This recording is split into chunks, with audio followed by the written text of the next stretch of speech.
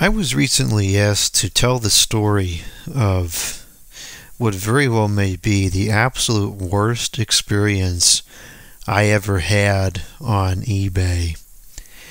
This was earlier last year, 2021. There were two ceiling fans that appeared on eBay, one of which was the Hampton Bay St. Clair in the polished brass finish, and the other was the Hampton Bay Carriage House in white and brass.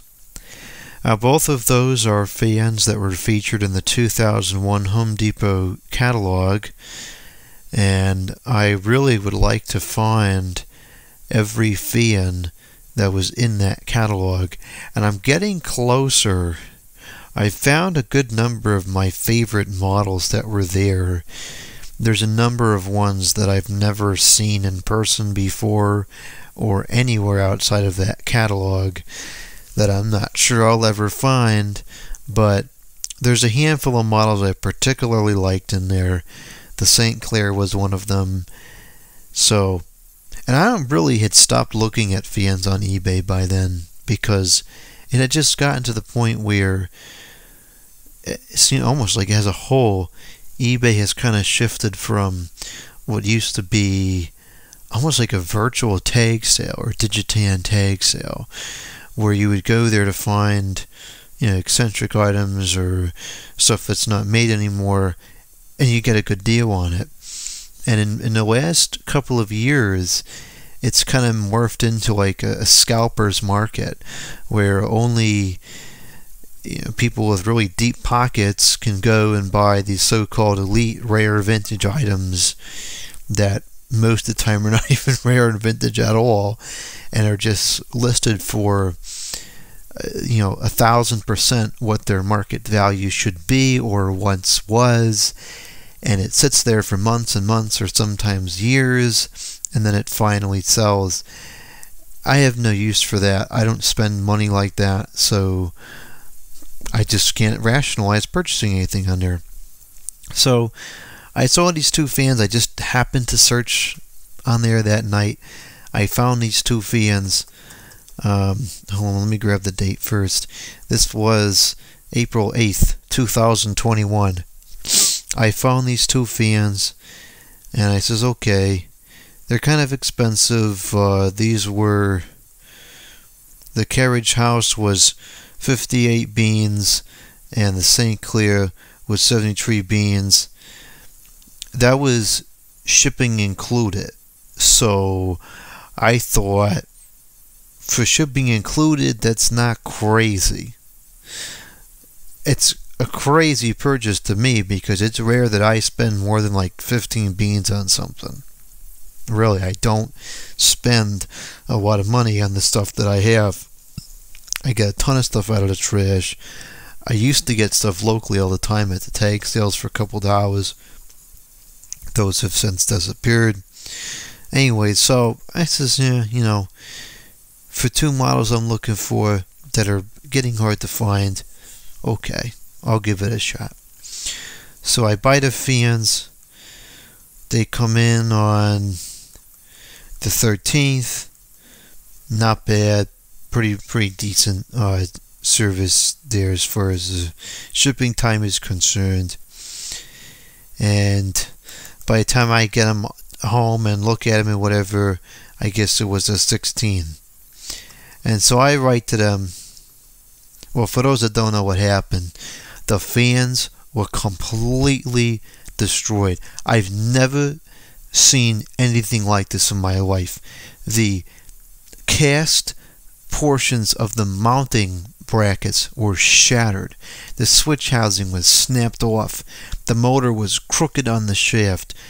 The shades were all shattered.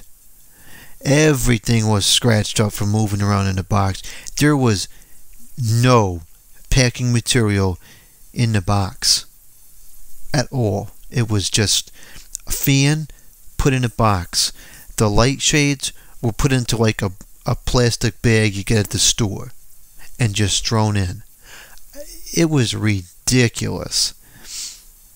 I may have some photographs somewhere, but you know, it's so frustrating I don't even feel like looking at them again. I did a video on that, St. Clair. So if you want to see what the condition was, you can take a look at the video and see how bad it was. So I write to the seller and I explained to them, and I took some photographs, I sent them, and I said the fans are completely ruined. The box is all torn up. There's holes in the box and no screws in there. What in the world? And so they write back, whoops, that's not what they wrote. It was just me reacting to my error. They wrote back, sorry to hear about that. All the screws are all there. There are screws for the fan blades. One will literally be on a lamp socket, and the other light fixture will have the screws for the fan blades inside of the box. I made sure to put them in little plastic bags. I will be making a complaint to the shipping service ASAP. What? That doesn't even make sense. There are screws for the fan blades. So now the subject that we're talking about is the screws for the... AOL, I don't want to read my email right now. There are screws for the fan blades. So the subject of the attention is the screws for the fan blades. So one screw will literally be, which is a filler word, on a lamp socket. And the other light fixture will have the screws for the fan blades inside of the box. So the other light fixture packed them up for shipping? That doesn't make any sense whatsoever. And that's on the 16th. And I don't remember when I sent the message. I could have sent it on the 14th. I don't know. I don't remember. So that's that.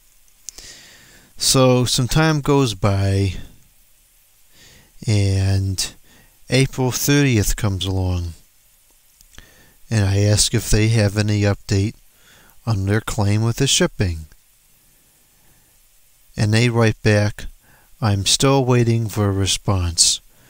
I probably will call today and wait forever to get a customer service representative to speak with. Okay.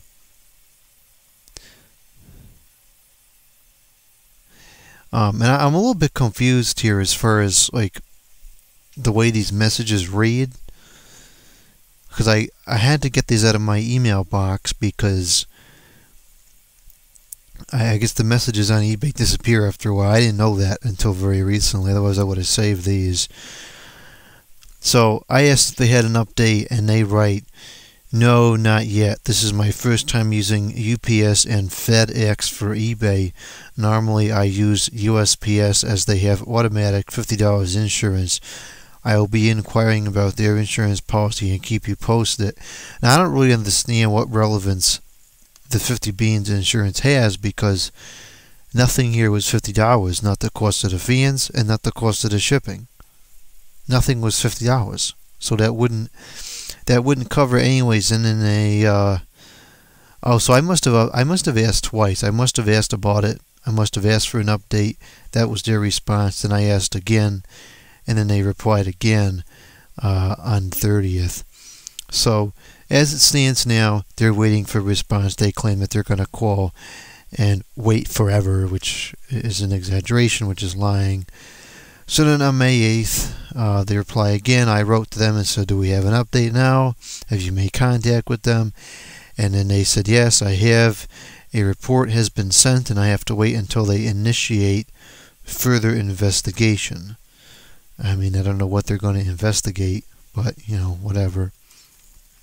So that was on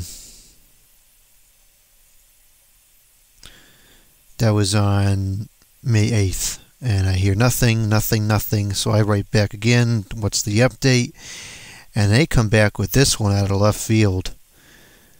They write, hold on. Did you forget we agreed if I sent you a fan for free it would offset the damaged fans? I held up to my end of the agreement and mailed the free fan to the address you requested. Check your prior email pertaining to that agreement if you forgot.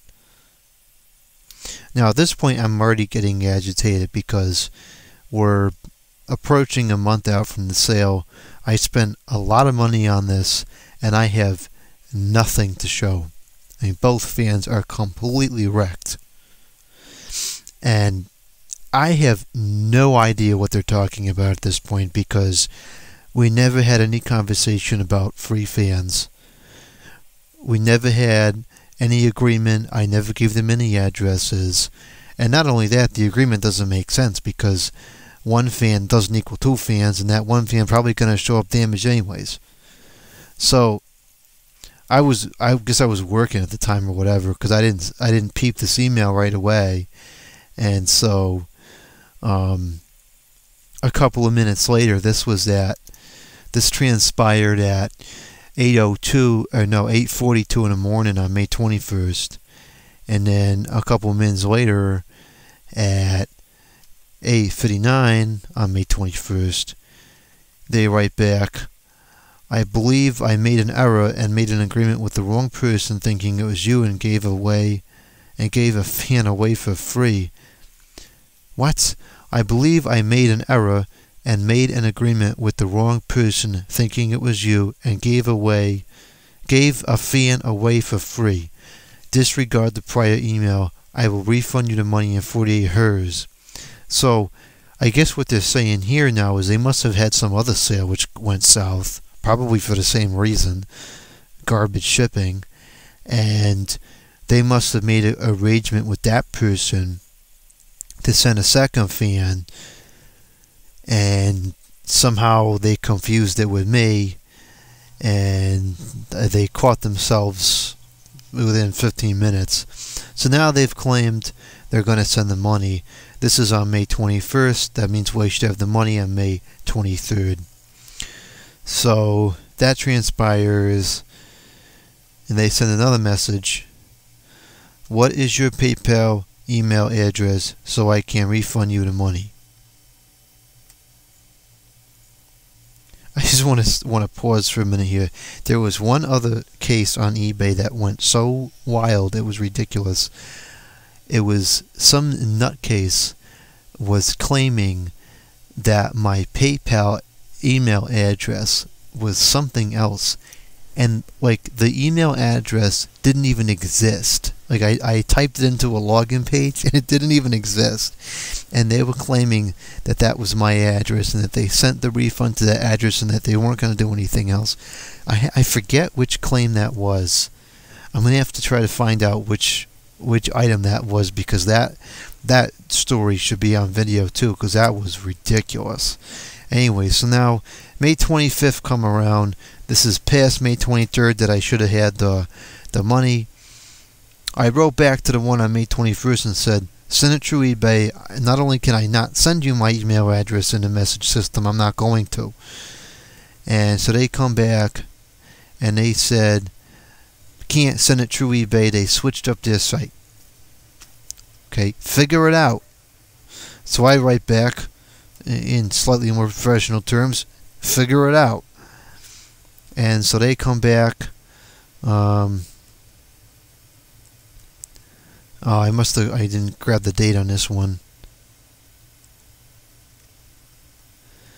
I wrote back, "Have you been able to process the refund yet?"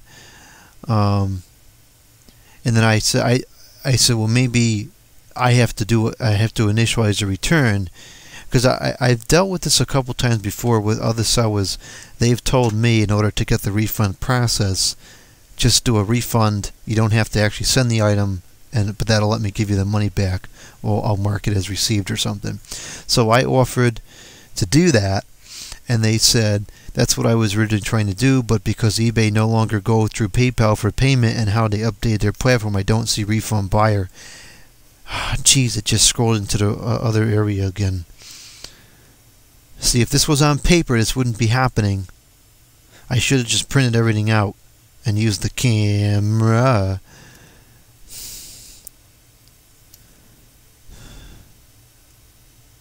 But nope, it's got to be Digitan. Everything's got to be Digitan. I tell you, I get tired of Digitan stuff after a while. Really. It adds so much complication and everything. Okay. So I don't understand why that is there. That's old. So I don't know what they're I don't know what they're talking about, because eBay no longer go through PayPal for payment. Yeah, it does. I don't know what they're saying. And then this was something else. They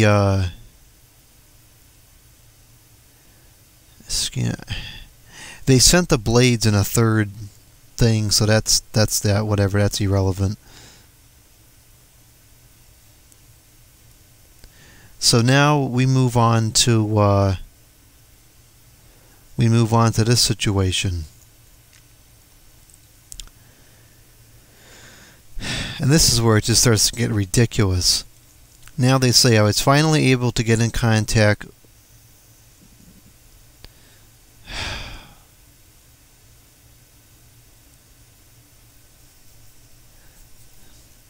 I was finally able to.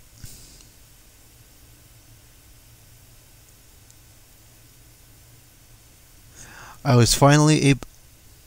going to lose it. I'm going to chuck this computer out the window. And hopefully it'll still work because it's an old computer. I was finally able to get in contact with UPS. They want you to contact them at this number, whatever, and provide them with the tracking number. One's the one for 030887544848.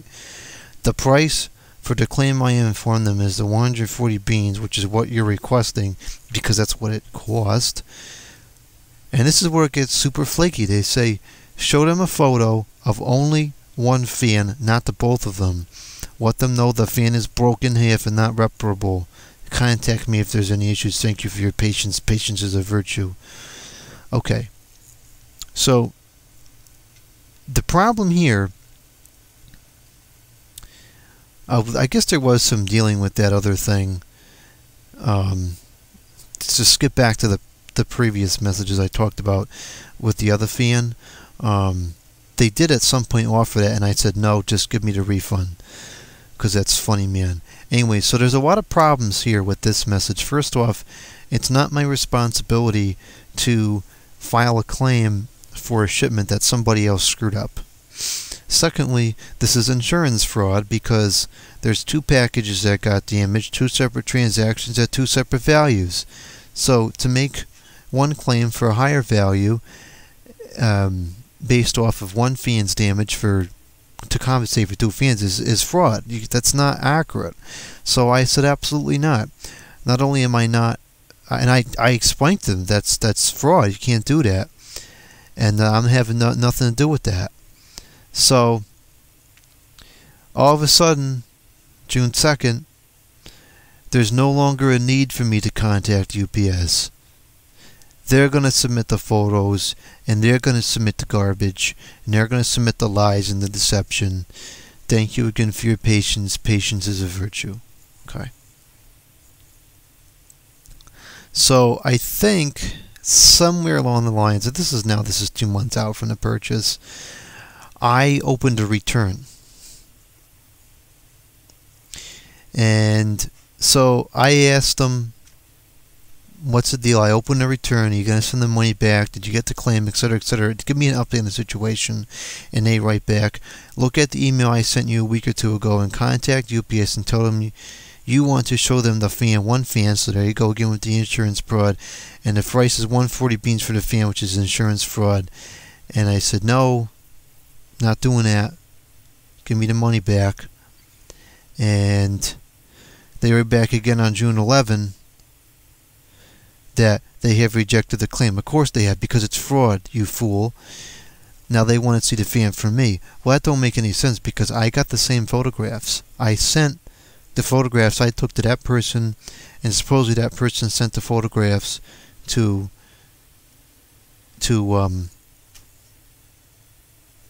what was that place called? Hello Brain, to UPS. Well, okay, it's the same photographs, but for some reason, whatever. So, and they sent me this form, and it's kind of funny because the form was so small, The image itself was so small that you can't open it and read any of the text on there. It's comical. So at that point, I open a return, and they reply to the return, and they say they bring back this stupid thing about the other fan that I believe was sent to somebody else erroneously. I don't know. And so I replied to the seller and said, no, I want the refund. And no reply. Send them a couple of messages. No reply. July 2nd comes around. Poof. My return is closed. I lost all the money. I have the damaged item. The seller never responds again. eBay buyer protection at its finest. I got screwed on this sale completely. And eBay didn't do a dime about it. So, great. I'm not really sure why they just closed the return, especially when the seller didn't respond. That doesn't make any sense to me. Don't know, don't care. Very agitated by this, though. What a mess. A lot of time, a lot of frustration, and a lot of money lost. And you know, one of the things that bothers me about this is that they get away with this crap. They get away with it. And this happens, I've been noticing this is happening a lot. Not just on eBay, but it happens at work, it happens other places. People do flaky, illegitimate things, and it screws people over, and they get away with it. And it infuriates me because I don't function like that. I go out of my way to do things correctly, to be legitimate, to not be engaging in this funny man business. And people just do this nonsense, and they get away with it. And they get ahead by doing it. And it's not right. I'm tired of it. I went to leave a negative feedback for this person after the return got closed, and eBay wouldn't let me. I don't know why. I guess maybe the time period had expired. I didn't know that there was an expiration of the time period, but they wouldn't let me do it. So this entity gets away with this completely. They've got my money. They have no bad feedback, no complaint, nothing. Unbelievable.